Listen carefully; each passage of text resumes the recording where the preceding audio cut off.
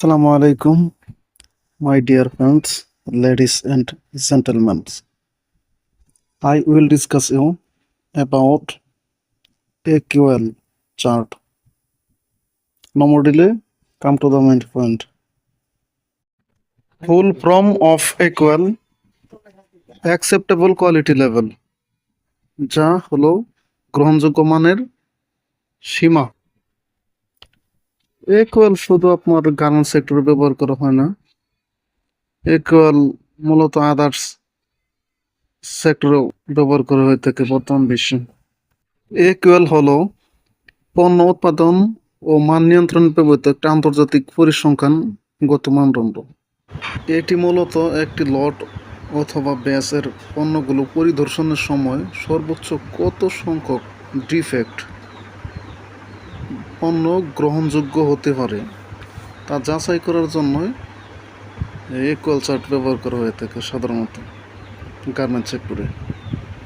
চলুন AQL chart দেখে নেই। AQL চার্টে দেখতে পাচ্ছেন লট ওর বেজ সাইজ প্রথমে, তারপর স্যাম্পল সাইজ কোড লেটার, তারপর স্যাম্পল সাইজ লেভেল 1 এবং স্যাম্পল সাইজ লেভেল 2 এটাও আছে, তারপর অ্যাকসেপ্টেবল কোয়ালিটি লেভেল কত পয়েন্টে করা হবে, যেমন 2.5, 4 6.5 অ্যান্ড 1.5।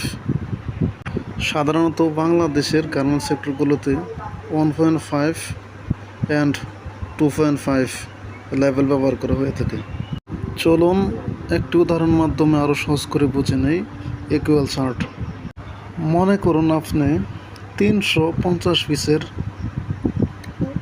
গার্মেন্টস ইন্সপেকশন করবেন, তাহলে আপনার প্রথমেই দেখতে হবে এটা কোন লট ওর ব্যাচের ভিতরে আছে।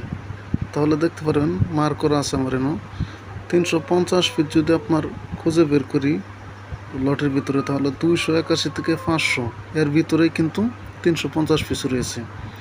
তাহলে এই গার্মেন্টসটা ইন্সপেকশন করতে হলে আপনার লেভেল 1-এ যদি করেন তাহলে আপনি 50 পিস স্যাম্পল পাবেন। আর এই 50 পিসের মধ্যে 2.5 AQL-এ আপনি 3 পিস ডিফেক্ট পেলে ইন্সপেকশন পাস হবে, এবং এর অধিক যদি আপনি ডিফেক্ট খুঁজে পান তাহলে আপনার ইন্সপেকশনটি ফেল হবে। ভিডিওটি দেখে যদি উপকৃত হয়ে থাকেন তাহলে চ্যানেলটি সাবস্ক্রাইব করে দিবেন।